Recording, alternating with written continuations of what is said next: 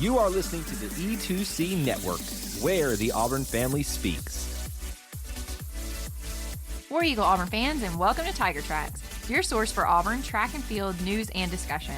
I'm your host, Jessica Loomis, and I'm here with my husband, Kyle, to discuss the Texas Relays meet that took place in Austin, Texas, March 23rd through the 26th. I'll tell you one thing, it was a lot warmer than Texas than it was here during that week. Well, I mean, that's fair. It is Texas. It's always hot, except for when it snows. I was about to say, they did have they have a lot of ice. The winter storm of the century like a year ago, and I'm pretty sure every Texas person right now is like, really, Jessica? Did you forget what we went through? No, I did not. But, I mean, the majority of the time it is hot. That is a fair point. It's much better for outdoor track and field out in Texas than it was, say, in like a Kentucky or even Alabama and Georgia for that matter. It was, you know, it's one of those things where you get into outdoor season, you're like, oh yeah, it'll be nice spring weather the entire time. Not quite. Beginning of March is really cold, and these meets start really early. So it's a lot like baseball in a sense because, you know, they get out there for the first part of the season, and, you know, you think of baseball as a warm season sport. Yeah, because baseball goes on for so long. That's fair. I will say, you know, the more I've learned about track and field, it goes on for quite a long time. And I know we're counting an indoor and outdoor season, but like I always assumed it was like 4 meets and it's over. I mean, that's fair. It is the whole spring, essentially. It is. And it goes into summer somewhat, too. And if you count, true. Like, national, like if you're playing for the Olympics, the national teams, the USTCXWA, whatever that is. You know that an acronym I'm going with, yeah. The long acronym that we always talk about. Well, we're here. Yes. Glad to be here. Texas Relays. Texas Relays. You want to start us off with some highlights before we get into all the meet results? Well, just, you know, some usual stuff here. Dontavius Hill just doing Dontavius Hill things. He was named SEC Men's Co-Field Athlete of the Week for the week of March 22nd. He received this award after clearing a personal best mark of 2.22 meters, or, like, you know, those little symbols always get me. 7 feet, 3.25 inches. Thank you. In the high jump, you know, you got to choose one, metric or what is it, empirical? Is that the other standard? Yes. Metric and empirical. Anyway, 2.22 meters in the high jump, which was incredible. He went on a tear at the end of indoor season, and he's continued that going into outdoor season, and a guy that we've been watching for a long time. Love what he's doing right now. So obviously this took place prior to the Texas Relays. Right, but we're getting to talk about it now. But we need to discuss it because it is such a huge honor to be the field athlete of the week. And what I like about this is, you know, we've always talked about just going back through our history of doing this. Brenda Kite, Joyce Camellis.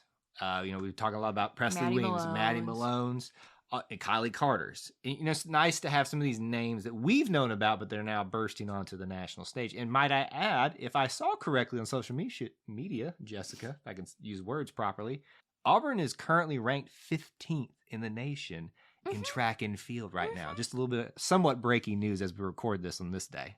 Next highlight for you, though, Maddie Malone. She got a PR and a new Auburn record in the hammer throw with a throw of 67.98 meters, breaking, I'm sure, what was once her record as well. Exactly. Yes, it's just what she does. She breaks her own records at this point. Exactly. Alex Spiridonidis got a PR in the decathlon by over 250 points. So he earned a score of 7,917 points, which is the third best score in Auburn history. That's awesome. So it's interesting for me, someone who's, you know, learning about the scoring for the decathlon, especially for the men. You know, when you hear 7,917 points overall for all the events, and you hear a differential of 250 is like how much he was better than his last time, it doesn't seem as big of a gap, but it is. That's a significant increase. That's a big win. Absolutely.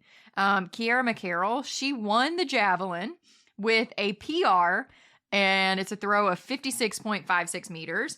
This is also the top mark in the nation this season. I want to talk about Kiara for a second because, you know, I've obviously followed this track and field social media as much as I can these days, just really trying to stay up to date with what they've got going. It was really cool to see the images they shared of her realizing, you know, whether it was for her overall events that she was in or just the javelin throw that she had, you know, was having a great week, and she just seemed super shocked. It's like the culmination of all this hard work that we've seen a lot of these athletes that we've been talking about, like we were talking about with Dontavius Hill, finally come to fruition. They're getting recognized on the national stage. Absolutely. And not to be outdone, Ashley Carter also had to get her own PR in the javelin. She PR'd with a throw of 53.4 meters, leaving her in 4th place. Hey, that's pretty good still. We've absolutely. We saw Ashley Carter and Kylie Carter together a lot last year, especially doing big things. And there was a couple times that Ashley outdid Kylie too. So don't be shocked if you see Ashley be the best javelin thrower by the end of this season. Now we're going to talk about all of the meet results. We had Aaliyah Francis competing in the women's 100 meter. She placed 5th out of 30 competitors in the prelims with a time of 11.45 seconds, and then went on, obviously, to compete in the finals, where her time was faster at 11.39, her best of the season, and she placed 8th out of the 8 competitors in finals. Happy that she made it to the finals. Made it to finals and ran faster. Absolutely. I think that's a big win. Tyler Colbert, she placed in 17th place out of 27 athletes in the 400 meter hurdles with a time of 60.56 seconds. It's a little bit slower than her last time of 60.15. Not much, though. Not much at all. Let's talk about the hammer throw. We're already talking about the throwing events in there. It's a little bit shorter of a meet, a little bit smaller of a meet. The Texas relays, it seems like. The hammer throw, Maddie Malone gets 2nd out of 17 competitors with her throw of 67.98 meters for that silver medal. Well done, Maddie. The women's javelin throw, which we've already talked a lot about in the highlights, Kara McCarroll. The gold out of 12 competitors, 56.56 meters was her throw, followed by Ashley Carter, 4th out of the 12 competitors, 53.40 meter throw for her. Both the best for them. Excellent to see the women's throwing events is holding up the standard that Kylie has set for us. Also, the women's javelin, Group B, that we need to talk about, Shania Holly finished 4th out of 13 with a throw of 46.48 meters. Moving on to the women's high jump, we had Kamaya Dindy placing 12th out of 15 competitors with a jump of 1.67 meters. And for the women's long jump, we had Essence Thomas placing 10th out of 12 competitors with a jump of 6.18 meters, which is significantly farther than her jump at the Tiger Classic of 5.94 meters. Here's the thing, though. She was a glutton for punishment by doing the triple jump right after that. I still don't understand how athletes pull that off. Essence Thomas in the triple jump goes 13 for 13 at the competitor rank there, but 11.71 meter jump. That is her first attempt at that this year. And wow, if she does that the rest of the season, good luck to you, because I just don't know how athletes do that.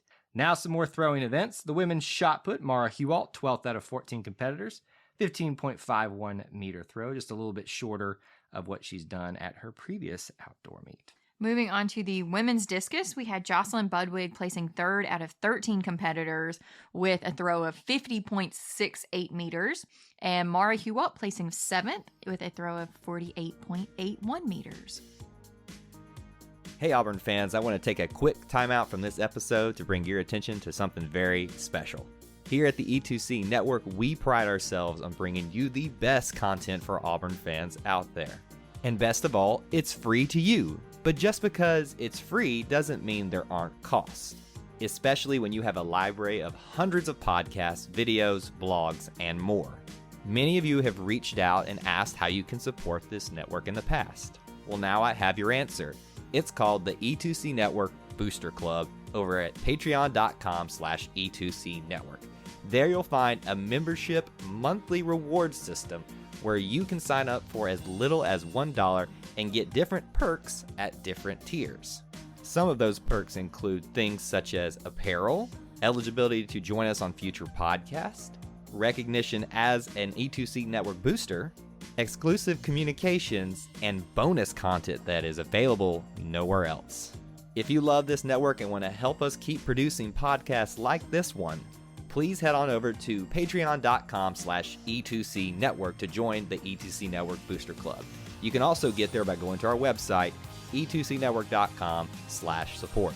Whether you decide to join or not, we are still so appreciative that you would support us by just listening and being here, because each and every one of you is part of our E2C Network family. Well, that's it. Timeout's over. Let's get back into the episode. So moving on to the men's 100 meter, we had Christopher Grant placing 18th out of 29 in a time of 10.39. Then for the men's 100 open, or Group B, we had Brandon Smiley placing 13th out of 92 competitors with a time of 10.41 seconds, and Jason Reese placing 33rd in 10.54 seconds. The men's 110-meter hurdles, not just running, but jumping. Throw it all in there together. You've got one competitor this time, Trey Reynolds, finished 24th out of 48 competitors. Quite a lot of people running in that race. He had a time of 14.68 seconds, just a little bit faster than his last one that he had at home in Auburn. And also, the men's 400-meter hurdles, we had Caden Seal, finished 30th out of 42 with a time of 56.09 seconds. Also a little bit faster. The hurdlers are improving this meet. Yeah, absolutely. So for the men's hammer throw, we had 3 competitors. Kyle Brown placing 7th out of 14 with a throw of 67.01 meters. Eric Ebel placing 8th with a throw of 65.69 meters. And Kyle Moisen placing 13th with a throw of 60.04 meters. Then we had the men's high jump. Dontavius Hill placing 5th out of 9 competitors with a jump of 2.18 meters. Let's round out the men events. We'll talk about the pole vault. James Corson, a name we're very familiar with, got 3rd out of the 10 competitors there. He had a vault or jump, whatever you prefer to say there, folks. We're not going to have that debate this time. 5.35 meters, a little bit higher than he did last time. So continuing to improve on his mark that he set at the beginning of the season. Now the men's decathlon. 2 competitors that we had, John Murray, Alex Spiridonidis. And now we did also have David Edmondson. That's true. He did not compete in all of the events, though, so we won't talk about his point total because he won't have a point total. Right, he won't have all of them together since he didn't make them all through there. So let's talk a little bit about what the events of the decathlon are. Sure. Because it's been a little bit. We talked about the heptathlon.